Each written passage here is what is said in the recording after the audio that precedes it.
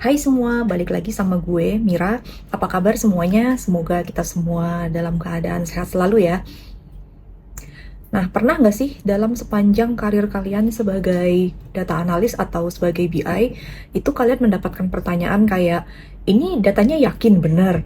Atau user kalian membanding-bandingkan data kalian dengan data yang lain seolah mereka itu ragu apakah data yang kalian kasih itu benar atau enggak?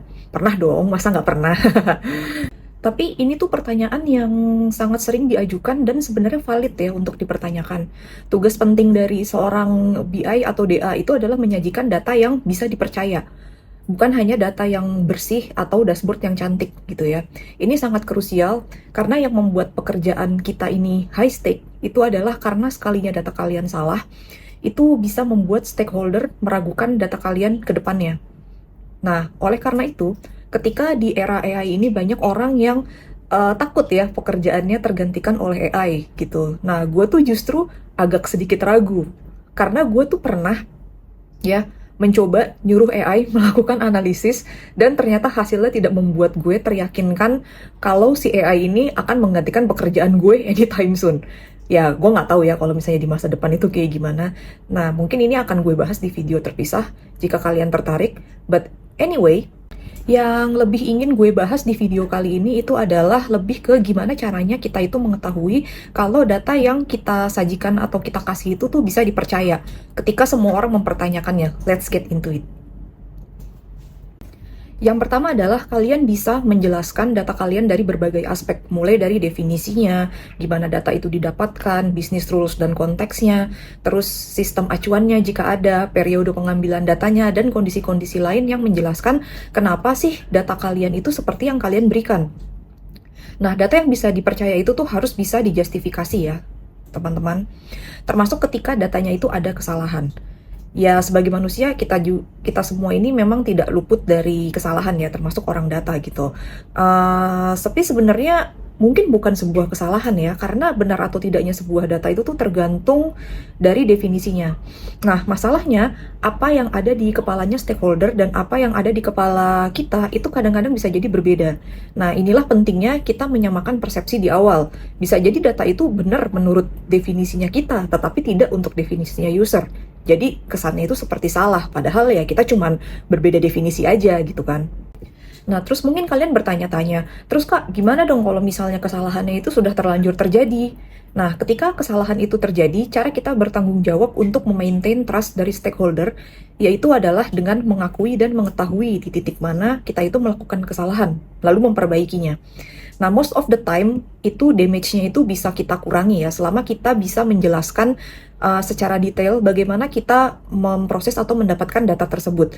Nah, di sini kemampuan kita untuk bisa menjelaskan proses gimana data itu diambil, diolah, sampai disajikan, itu akan menentukan seberapa percaya user kalian terhadap data tersebut. Yang kedua adalah datanya reliable. Nah, reliable di sini maksudnya adalah memenuhi standar kualitas yang diharapkan. Kenapa gue bilang yang diharapkan? Karena definisi kualitas data yang baik di setiap tempat itu beda-beda. Mungkin kalian pernah mendengar ada matrix data quality gitu ya. Tapi apakah semuanya itu harus dipenuhi? Nah, itu tergantung dari tempat kalian masing-masing gitu. Ada yang lebih mementingkan accuracy ketimbang timeliness. Ada yang memprioritaskan timeliness ketimbang completeness. Jadi tergantung tujuannya gitu ya. Dan tidak semua tempat itu menitik beratkan pada hal yang sama gitu. Kalau misalnya stakeholder itu kepinginnya datanya bisa didapat dengan cepat, walaupun ada kemungkinan error marginnya itu sekitar 1% gitu misalnya. Ya, data yang reliable adalah yang bisa memenuhi matriks tersebut. Kalau kalian bisa menjelaskan data kalian, tetapi tidak bisa menyajikannya sesuai dengan waktu atau kualitas atau konsistensi yang dibutuhkan, ya itu juga bisa mengurangi trust dari si stakeholder tersebut. Ibarat kata kayak mantan kalian lah, banyak omong, bermulut manis, penuh penjelasan, tapi terus hilang-hilangan dan tidak memberikan kepastian, tidak memberikan rasa aman. Cukup mantan kalian aja, data kalian jangan, oke? Nah, realitanya seringkali data yang kita miliki itu tidak ideal. Meskipun kita sudah berupaya untuk membersihkannya, hal-hal seperti data capture yang tidak lengkap, rusak, atau tidak sempurna itu seringkali terjadi. Tapi tidak jarang juga kita tetap harus memberikan data to the best of our effort. gitu ya. Nah, terus apa yang harus dilakukan ketika kita harus memutuskan dengan cepat dengan data yang tidak ideal tersebut?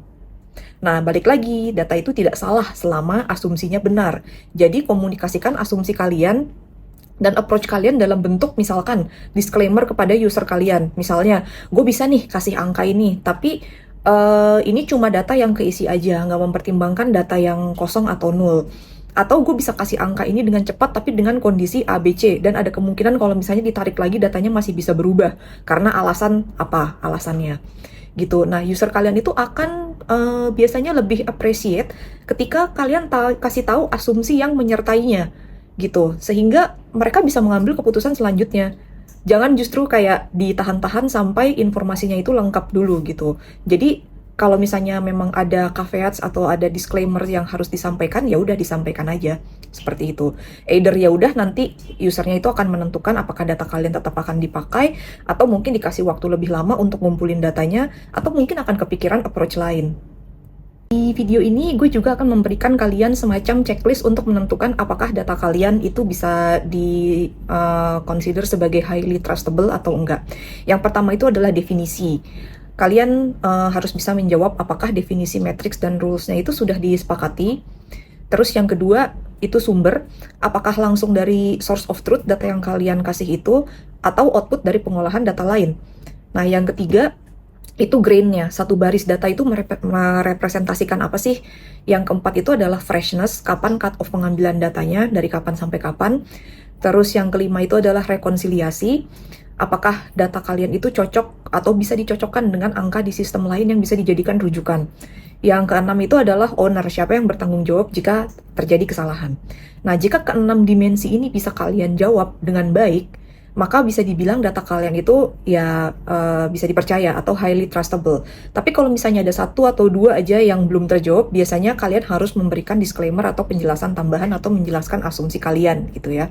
Nah, datanya tetap bisa digunakan, tapi mungkin untuk kebutuhan yang sifatnya eksplorasi atau analytical dan bukan yang operasional atau reporting resmi yang menuntut kebenaran yang lebih tinggi kayak gitu ya.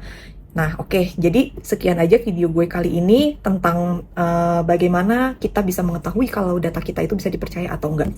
Semoga video ini membantu dan sampai jumpa di video selanjutnya. Bye-bye.